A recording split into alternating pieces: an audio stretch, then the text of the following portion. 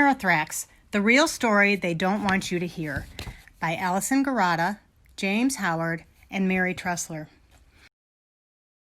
Conspiracy theories abound for the Amerithrax investigation that began in 2001 after letters with anthrax spores were found addressed to government officials and news outlets. Our project delves into the conspiracy theory that the government used this act of bioterrorism to lend support to the U.S. involvement in the global war on terror. Anthrax is a naturally occurring bacteria that commonly affects animals when they graze contaminated soil. In the United States, livestock is vaccinated against anthrax, so illness from ingestion by humans is rare. Yet anthrax has been available as a bioterrorism weapon since World War II, and is an ideal weapon since it is so easily found in nature, can be also produced in a lab, and has the potential to kill quickly and quietly if the spores are inhaled. In fact, the CDC has designated anthrax as a Tier 1 biological agent since it has a great possibility of deliberate misuse, a potential for mass casualties, and can have devastating effects on the United States economy, infrastructure, public confidence, public health, and safety. On September 11, 2001, only 1 week after the terrorist attacks on the U.S. by the Islamic terrorist group al-qaeda, letters containing a white powder identified as anthrax spores were received in mailrooms for several U.S. outlets and 2 U.S. senators, Tom Daschle and Patrick Leahy. Because of the close proximity of this event to the 9/11 attacks, there was a high suspicion that this was another terrorist attack on U.S. soil. Results of the attack on life and health, and in the infrastructure in the postal system, the hit on public confidence, and the overall cost of the cleanup are described here in the results section. It actually fit every level of the criteria for the Tier 1 agent that the CDC had laid out. The claim we are investigating is the conspiracy that the 2001 anthrax attacks were used as support for the global war on terror and was attributed to the perpetrators responsible for 9/11. Remember, the anthrax attacks occurred shortly after 9/11, so speculation was circulating in the media. Relationships between the U.S. and Iraq and Syria were strained, and we were already going to war with Afghanistan. Government experts relayed that Iraq conclusively had access to weapons of mass destruction, biological weapons, and access to anthrax. So in the time period following the anthrax attacks, people doubted the possibility of one person acting alone, shifting the blame towards government experts. The blame shifted towards a conspiracy that the attacks were state-sponsored, especially because 2 senators driving the efforts to end terrorism were sent letters. This prompted a following of the theory supporting the U.S.'s motivations to confront Iraq, and might have contributed to support for war in the Bush administration, which has been successful in past wartime efforts. It was acknowledged in media reports, such as the Washington Post, that the Bush administration included the anthrax attacks as a component to declare war. Government experts were also keen on supporting the global war on terror. Richard Spurzel was vocal about his understanding of the weaponry that Iraq and Syria had access to. So experts backing the government led people to question the anthrax attacks and the motivations of the Bush administration. Figure 4 depicts the statements on the letters sent to victims. The letters were dated 9/11 and continued to read, "This is next. Take penicillin now. Death to America. Death to Israel. Allah is great." These sayings were popularly used since the 70s and by pro-Taliban groups, and added to already heightened concerns that Americans had. In 2001, shortly after 9/11 and the onset of the anthrax attacks, the Bush administration declared the global war on terror that lasted until 2009. The war on terror included many organizational changes and added funding to government agencies and their response capabilities. The global war on terror was a reaction to 9/11, but the anthrax attacks added to uncertainty regarding national security, and government funding was allocated to different federal agencies to restructure their response capabilities, including $20 billion to the Department of Homeland Security. Interestingly, anthrax detection and prevention was listed as one of the research missions, specifically in the U.S. mailing system. This adds traction for the argument that anthrax was used as fuel for the global war on terror. The anthrax investigation was a long and detailed one conducted by the FBI, and it consisted of around 25 to 30 officials and many other law enforcement agencies working tirelessly over a 7-year time span. The investigators looked internally and externally to find a suspect capable of creating sophisticated anthrax strains, like the AIM strain used in all the letters. The AIM strain is a specific strain of anthrax commonly used in U.S. government research, such as vaccination research. According to the Frontline documentary, The Anthrax Files, investigators looked into government-run agencies and came across several suspects before narrowing in on Bruce Ivins, pictured in Figure 5.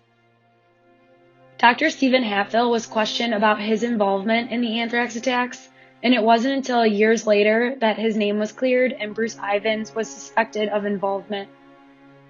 Ivins worked at the U.S. Army Medical Research Institute of Infectious Disease and had access to the AIM strain.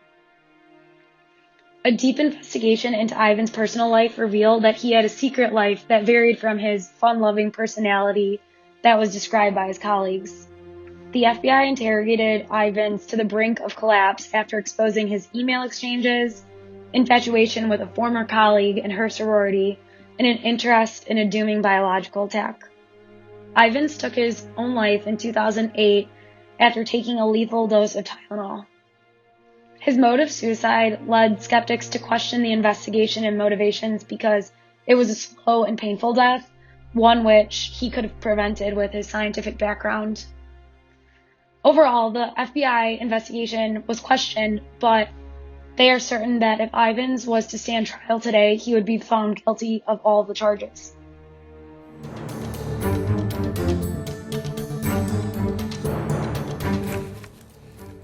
The FBI looked into many possible scenarios for these attacks, at home and abroad. But when investigating the possibility for international terrorism, they zeroed in on 8 scientists with possible motives of being foreign-born, linked to al-qaeda in some way, having anti-American sentiments, or having any links to the anthrax weapons program. One of these scientists was Stephen Hatfield, and he and the others were eventually cleared by the FBI, and they went on to look in a different direction.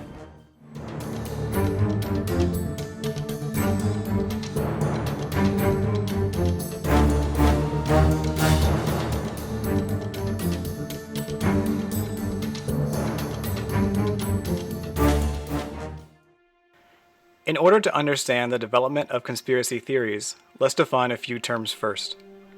Primacy effect is a tendency to recall the first piece of information as opposed to information which was presented later. The American Psychological Association defines confirmation bias as the tendency to gather evidence that confirms pre-existing expectations, typically by emphasizing or pursuing supporting evidence while dismissing or failing to seek contradictory evidence. In short, confirmation bias works with what a person already believes to be true. Confirmation bias not only biases a person to believe pre-existing ideas, but it causes the person to disregard anything that would contradict their pre-existing ideas. The third term we will focus on is the illusory truth effect, by which repeating the same statements again and again, the repeated statements become more truthful to the person receiving the information. Additionally, these repeated statements make new information seem less trustworthy. Combining the primacy effect, confirmation bias, and illusory truth effect, we will explore media influence on conspiracy theory origins and perpetuation. Soon after the anthrax attacks reached news media, the speculation of possible attackers was taken up by the news media. The governor of Florida, Jeb Bush, stated, quote, "War was declared on us, and there has been speculation about the means by which that war will be carried out. This may be one of those, it may be not. It's too early to tell," end quote. Back in 2001, Jeb Bush's words were important as the governor of Florida and as the younger brother of the then President George W. Bush. While not directly stating al-qaeda was responsible for the attack, confirmation bias prompts readers of the article to reconfirm their initial ideas that the attack was carried out by the same group responsible for the 9/11 attacks. On October 14, 2001, The Guardian reported, quote, American investigators probing anthrax outbreaks in Florida and New York believe they have all the hallmarks of a terrorist attack, and have named Iraq as a prime suspect as the source of the deadly spores. Their inquiries are adding to what U.S. hawks say is a growing mass of evidence that Saddam Hussein was involved, possibly indirectly, with the September 11th hijackers. End quote. The Guardian simply comes out with statements of conjecture stating the possibility of connection to 9/11. The article is titled Iraq Behind U.S. Anthrax Outbreaks.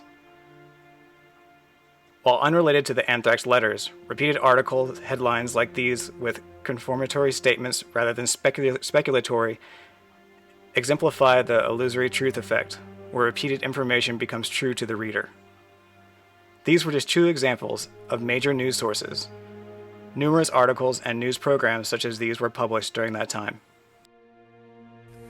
Brian Ross and Peter Jennings from ABC News led off their October 26 broadcast, stating that 4 high-level sources had confirmed the presence of an additive in the anthrax samples, bentonite, that was a trademark for biological weapons from Iraq. This broadcast went on for 4 consecutive days. ABC had been told before that first broadcast from Ari Fleischer, Bush administration press secretary, that there was no intelligence to back up this claim. Yet Peter Jennings, being one of the most trusted journalists of those times, went ahead to give these broadcasts which added credibility to this false story that intensified the fear of the public and supported the rationale for the war on terror. In his State of the Union address in January, President Bush lists reasons for the United States to engage in war on foreign soil. Though the administration never explicitly states that al-Qaeda is responsible for the anthrax attacks, you can see from his language that they allow for the intimation that the anthrax attacks were the work of al-Qaeda. Conspiracy theories surrounding the attacks were numerous. They ranged from believable to outlandish and came from homemade online forums and websites to the MIT Technology Review blogs. Many of these conspiracy theorists continue their work to this day. Prominent conspiracy groups and members active today include Graham McQueen, who published a book in 2014 titled The 2001 Anthrax Deception, The Case for a Domestic Conspiracy. Edward Lake, who runs a personal website on September 11th conspiracy theories, and 911 Tap, another 9/11 conspiracy theory website linking the anthrax letters to the September 11th attacks. Not all news media has been complicit. In 2008, NBC News reported on conspiracy theories, including Graham McQueen's, denouncing them. Extremely organized groups have developed surrounding the anthrax attacks. In September of this year, the Lawyers Committee for 9/11 Conspiracy released their latest collaborative video with outlandish claims that larger anthrax attacks are planned, and it all began with al-Qaeda's involvement with the anthrax letters in 2001. They consistently repeat that their statements are simply reiterations of well-known facts. Now, at this point, I just need to make a declaration here that up to this point, everything that I've said are simply facts that are well known. They are documented, many of them acknowledged, even insisted that we believe by our own U.S. government and the FBI. A check of the FBI website contradicts what they claim to be facts. This is the illusory truth effect. The new information provided by the FBI is rejected by conspiracy theorists. The repetition of false information has ingrained that information into the conspiracy theorists. The flow follows that primacy effect predisposes belief that the anthrax letters were sent by al-Qaeda. The confirmation bias ensures that ideas from the outside are disregarded and initial speculation that it was either an inside job or al-Qaeda was responsible. And the illusory truth effect over the years has allowed repeated information to become truth to conspiracy theorists. The primacy effect, confirmation bias, and illusory truth effect cycle is not unique to this circumstance, but has become more systemic as the rate of news production and ability to produce your own news, such as the Lawyers Committee for 9/11 Conspiracy, has become much easier as technology has progressed in recent years. Interdepartmentally, the ANTHRAX investigation had challenges for the CDC, the FBI, and the Postal Service, who did not have a previous history of working together and had very different cultures. For example, the CDC was a scientific community who valued meticulous research that found its own timeline. They were also used to openly sharing their data. On the other hand, the FBI needed to keep evidence and information closer to the vest, as they needed to protect their evidence in order to get convictions. They liked a much shorter timeline in order to get their work done, and they were also the final authority when deciding which information was safe to release. The Postal Service has a history of conflict and mistrust between their management and their labor, which included the mail sorters and carriers. The labor source, in fact, insisted that when the CDC gave information to the Postal Service, they had an extra step of informing the labor force alone of information separately from management so they could safely voice their concerns.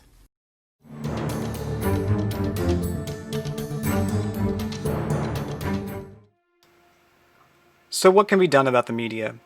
We have discussed how speculation feeds conspiracy. One step in the right direction towards reducing conspiracy theories is development of news media that is focused on facts without conjecture. PBS NewsHour, a source of news considered to lie slightly left but generally center, is guilty of conjecture as well, with statements such as the following reporting on October 17, 2020, regarding a COVID-19 stimulus package passing the House and the Senate. With less than 3 weeks until the election, it seems less and less likely that any deal will be reached. We propose a new publicly funded source of news. An example of fact-driven news reporting is Japan's NHK, and we propose this as a potential model for unbiased and unconjectured-based news reporting. Compared to conspiracy theories that began in 2001, 19 years later, social media influence is a potential factor in spreading false, misleading, or speculatory news. To combat this, there must be cooperation with social media companies on restricting such information circulation. This will require a large effort and cooperation by these private companies. While it may seem like a large hurdle, we have seen steps in the right direction by Facebook and Twitter blocking the New York Post article on a conspiracy theory regarding Joe Biden's son's laptop, blocking of Trump tweets that pose a threat to public health, and blocking false information and promotion of election interference. Organizational recommendations are important to understand because of the problems that might have contributed to false claims surrounding the anthrax attacks. According to Chess and Clark, during a crisis, the public desires clear information. And a case study was performed in New Jersey, which was an area impacted by the anthrax letters, and it showed that agencies really struggled with the sheer volume of requests that they were getting from the public and general confusion about anthrax because people didn't know if it was contagious or how they should be acting. At the federal level, agencies were excluded and not given information because they were unsure if they could share that information with partners, which was definitely a communication barrier felt.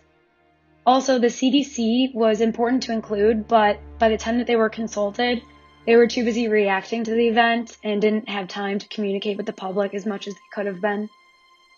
Mistrust might have been avoided if the public was given more timely information, which goes back to that interorganizational ties and effort that could contribute positively to effectiveness and combat mistrust. So going off of this, a command and control approach is recommended to squash any impromptu reactions that occurred in the anthrax attacks and establish a clear network of centralized leadership that can communicate freely. With these systems set in place to allow organizations to collaborate, their communication is more successful and hopefully will result in better communication reactions in the public. It's also crucial to understand the public's perception following a response because it helps prepare for future threats. So a study was conducted by Pollard in 2003 following the anthrax attacks to understand what information the public would want to hear, who they'd want to hear it from, and which agency would provide the most trustworthy spokesperson. Self-report data changed after 9/11 and the anthrax attacks, and it indicated that people became more involved and interested in national and local threats being covered in the media. And it showed that the public desired clear information sharing as a sense of transparency with the investigation.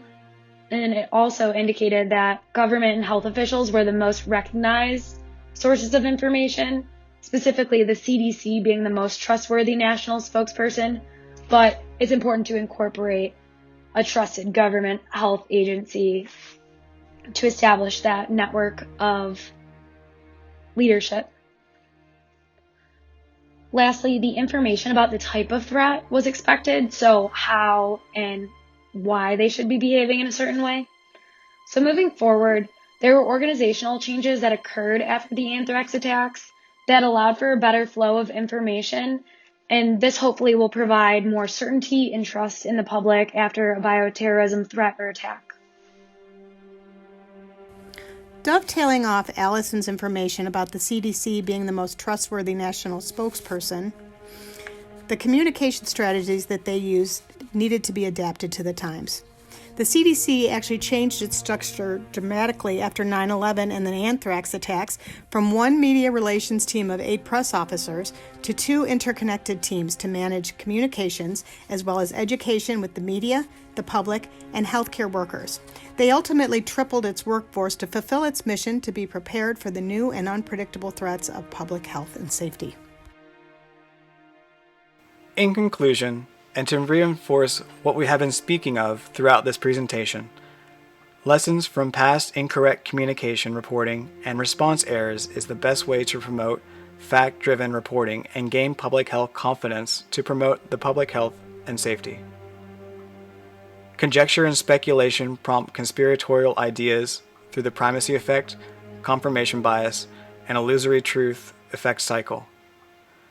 Organizational restructuring and lessons learned from previous mistakes in communication are essential to ensure fact-based, non-conjecturing information is provided to the public.